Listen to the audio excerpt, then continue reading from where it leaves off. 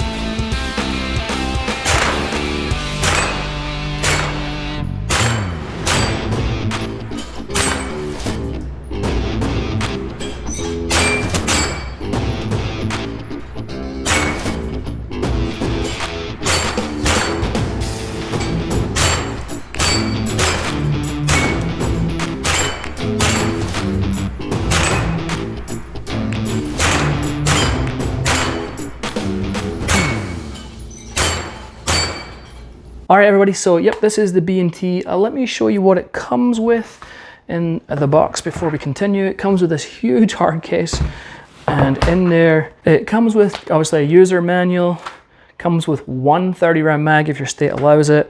It comes with a cleaning kit, which is always nice, although it's a little empty. That's your cleaning kit. And it comes with a 1-point sling with a little hook attachment. Unfortunately, I do not have that to hand to show you, but it does come with a sling also. What does it not come with? It does not come with this SB Tactical brace at the back here, but I do love SB Tactical braces. So obviously, if you're going to SBR it, you can throw in a stock or whatever you want. And it does not come with a hollow sun. This is a 40R hollow sun rotary. Had this for a couple of years. It's done great, zero issues with it. Very, very impressed with that hollow sun. Okay, so let's get started. So yeah, it does not come with this. Now to change this out, it's actually very, very easily. Now it'll come with an end plate like so. And all you need to do is, there's a screw in here, or it's actually a hex screw. And you just need an Allen key. Take that out, take the screw out. You can pop that back piece off and then push this in and then just put the screw back in. Very simple to do. And I definitely recommend at least putting a brace on it, if not SBRing it.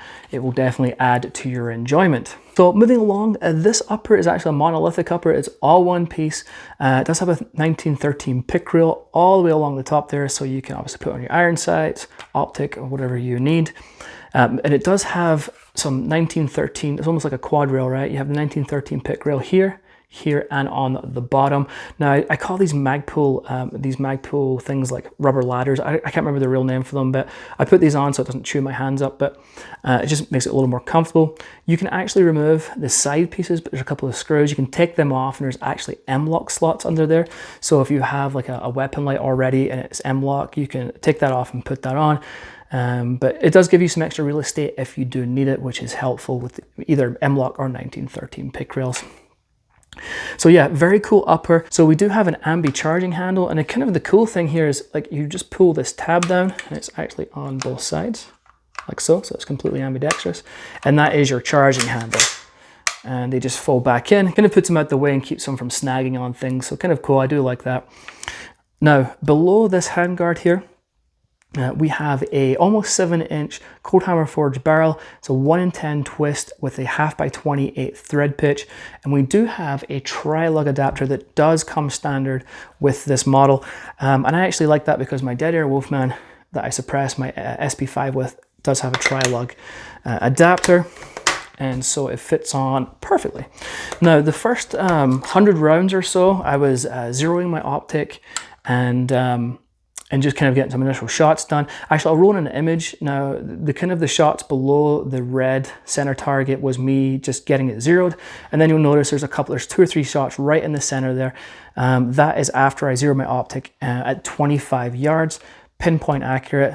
So at least at 25 yards, we know this is definitely very, very accurate. All right, so moving down, the lower is actually polymer. And it's all ambidextrous. You've got an ambidextrous safety on either side. Now the left-hand safety for us right-handed shooters actually, it's really nice because the pad is actually enlarged and has some serrations on it, and so it makes it very easy to actuate. It is enlarged on the other side, on the right-hand side for left-handed shooters, but it's not as wide as the left-hand side, but very easy to actuate.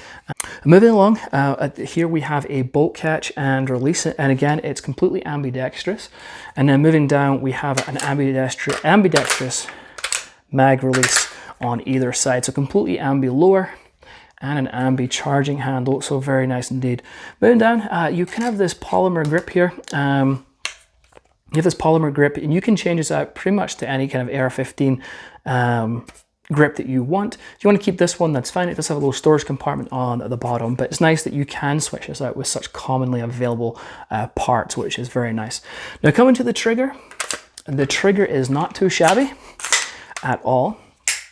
So let's have a look here. It almost feels like a two-stage trigger. So you've got this take-up, and you've got the wall. So you got the take-up is very smooth, but it feels you're right at that wall, and it's predictable every time because you're right there. And for shooting it, that made it really nice.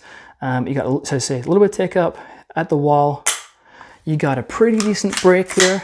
It's not too heavy, and then you've got the reset. A little bit of let out, and then you've got that thunk. For me, the reset could be a little more tactile, a little more crisp. I'm not a huge fan of the thunk, but it's not a bad trigger right out of the box.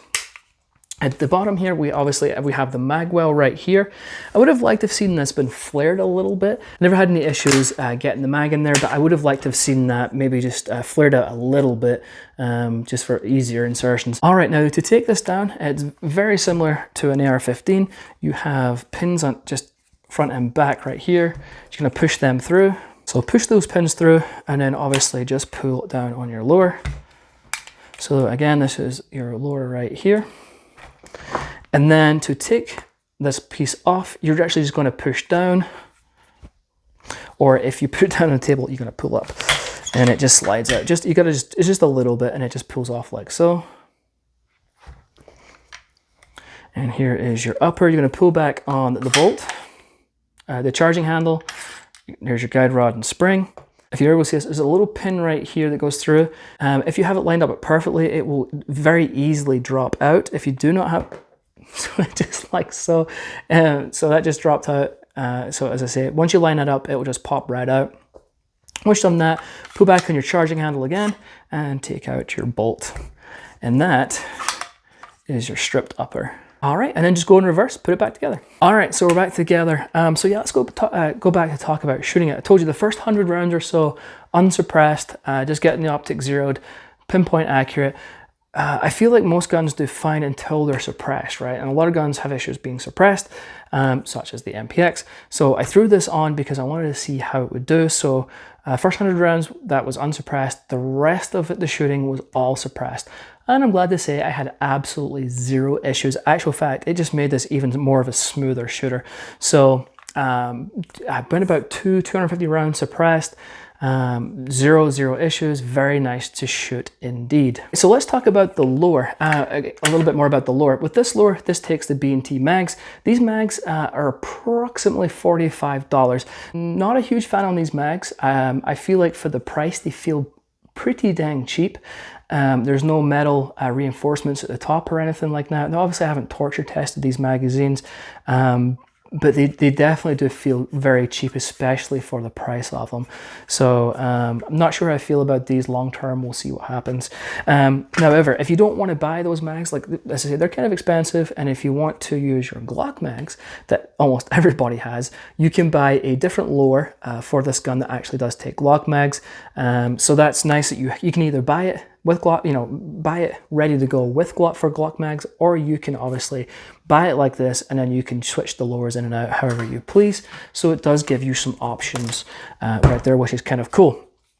Another thing I told you I don't like, I think that sling attachment is pretty lazy, and I think that for this price of gun, it really should be improved upon.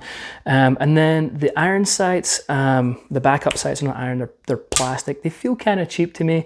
I think the Magpul sights that you get, they're polymer Magpul sights, feel like a lot better quality. But I don't know about you, I actually don't tend to use my backup irons a lot. I make sure they're zeroed and things are good to go, but I usually run a red dot anyway. So They work just fine. They are there if you need them. I just don't think they're particularly the best quality. So other than that, it's a very cool gun. Shooting it was amazing. Now, I'm not a big fan of the ergos of this gun. When I see it, I was always like, you know, like I think the MP5 or SP5, the MPX just screams like, dang, that's a good looking gun. Now obviously it doesn't matter how it looks, right? It's how it shoots. Well, that's what we say to ourselves, but actually shooting it was absolutely fantastic. I really, really liked shooting this gun. Again, it was very accurate, very smooth, considering it's a blowback design, especially suppressed. It really shone when I put that suppressor on it. It was just awesome. And this is actually not this particular model with B&T. Does have the APC9, I believe it's the K model that they are using for currently for the military. So these are military approved, military used guns. They are good to go. They are made in Switzerland, for anyone who cares about that. But in saying all of that, it is a bit of an expensive gun, but here's how to get the best deal. To get the best price on this firearm, scroll down to the description, select the UPC code there, and then enter it into Google and search, and then look for the gun deals link, which is at the top here. Click on that. That will take you to our website. Simply scroll down and you will see where it is in stock and the price. Select whatever one you would like. All right, folks, that is pretty much it from me. If you have any questions, any comments, please ask them below. I'm always happy to help out however I can. If you haven't hit that like and subscribe button, please do so. It does not cost you a dime, but it really helps our channel out, and we do greatly appreciate it. And that's pretty much it. Until next time, we'll catch you later.